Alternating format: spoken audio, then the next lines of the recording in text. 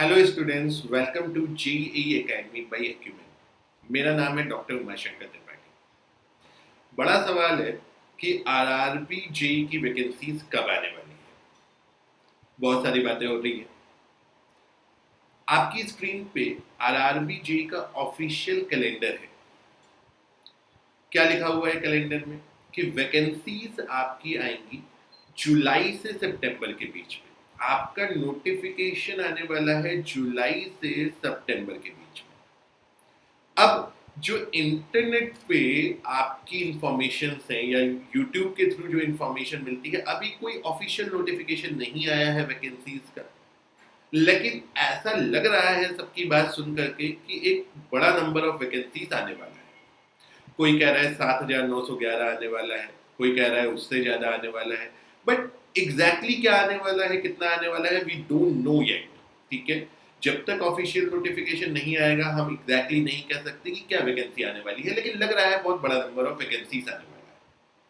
जुलाई से सितंबर के बीच में नोटिफिकेशन आने की संभावना है। अभी हम कहाँ पे हैं? अभी हम जुलाई पे बैठे हैं जिस समय मैं ये वीडियो शूट कर रहा हूँ।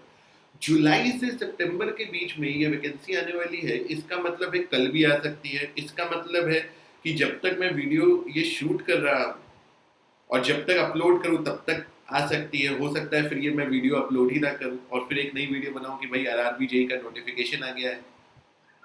लेकिन अभी फिलहाल ऐसा नहीं।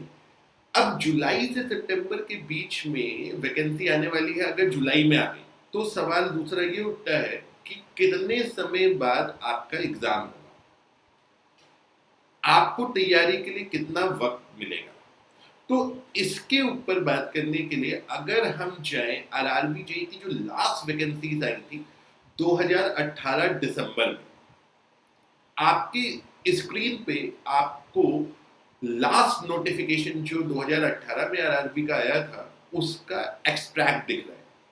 क्या लिखा हुआ है इसमें कि आपका जो नोटिफिकेशन आया वो कब आया? वो आया 29/12/2018 में, यानी 29/12/2018, यानी दिसंबर में नोटिफिकेशन आया। अब मैं यहाँ पे आपको ध्यान दिलाना चाहता हूँ कि एग्जाम कब हुआ। देखिए एग्जाम लिखा हुआ है यहाँ पे tentatively scheduled during April and मई।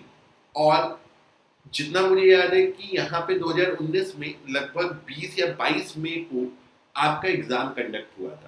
यानी ऑलमोस्ट दिसंबर एंड में वैकेंसी आई। जनवरी, फरवरी, मार्च, अप्रैल और मई में चलो 20 दिन और पकड़ लो। यानी मोटे मोटे नोटिफिकेशन आने के दिन से एग्जाम के दिन तक आपके पास 140 और डेज का समय था। लगभग 140 दिन का आपके पास समय था। अब ये सवाल आपको अपने आप से दोस्तों पूछना चाहिए कि अगर वैकेंसी आ गई, जुलाई में ही आ गई, तो क्या आप 140 दिन में अपने आप को सीबीटी 1 के लिए तैयार कर पाओगे? सीबीटी 1 होने के लगभग 2 से ढाई महीने के बाद आरआरबी जेईई ने सीबीटी 2 ले लिया था अपने पुराने रिक्रूटमेंट में।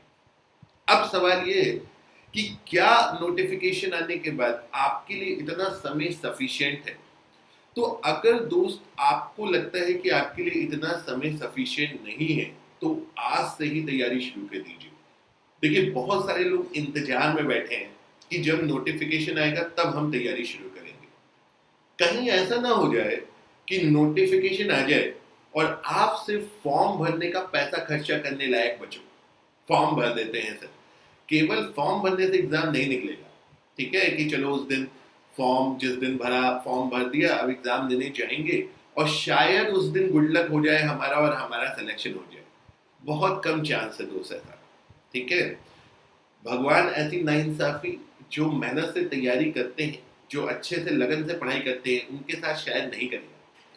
तो आपको भी उसी कैटेगरी में जाना होगा, आपको भी मेहनत करनी पड़ेगी, पढ़ाई करनी पड़ेगी। सो गाइस, मेरी आपसे ये रिक्वेस्ट है और आपको ये सजेशन है मेरे भाई, अगर आपने अभी तक आरआरबी जेईई की तैयारी नहीं शुरू की है तो बिना डिले किए, बिना 1 मिनट देर किए पढ़ाई करना शुरू कर दीजिए।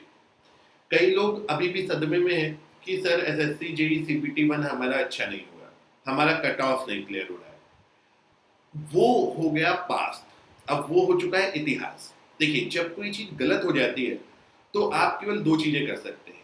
क्या कर सकते हैं? भाई, वो गलती को रियलाइज करिए कि हाँ, ये मिस्टेक हो गया। दूसरा, वो गलती दोबारा ना दोहराइए। अगर आपका एसएससी में कट ऑफ क्लियर नहीं हुआ तो उसकी वजह समझिए, क्यों नहीं क्लियर हुआ, क्या कमी रह गई। उस कमी को आइडेंटिफाई करिए, आरआरबी जेई में वो कमी ना आए ऐसा कोशिश करिए। और आरआरबी जेई में इस बार जितनी वैकेंसी लग रही है कि आने वाली हैं, इतनी बड़ी संख्या में जो वैकेंसी होगी वो कोई भी रिक्रूटमेंट एजेंसी एक साथ निकाले, कोई भी रिक्रूटमेंट गवर्नमेंट का है और एक साथ इतनी सारी वैकेंसी आई, ये बहुत ही अनलाइकली होता है। तो बहुत बड़ा मौका होता है, आरआरबी जब भी आता है तो बहुत सारे लोगों को जॉब देता है। आप या तो उसके बेनिफिशियरी हो सकते हैं, या जैसा मैंने कहा, आप केवल फॉर्म का पैसा भरने का योगदान कर सकते हैं। चुनना आपको है कि आप क्या बनना चाहते हैं। सो ध्यान रखिएगा। With this, thank you very much. Have a good day.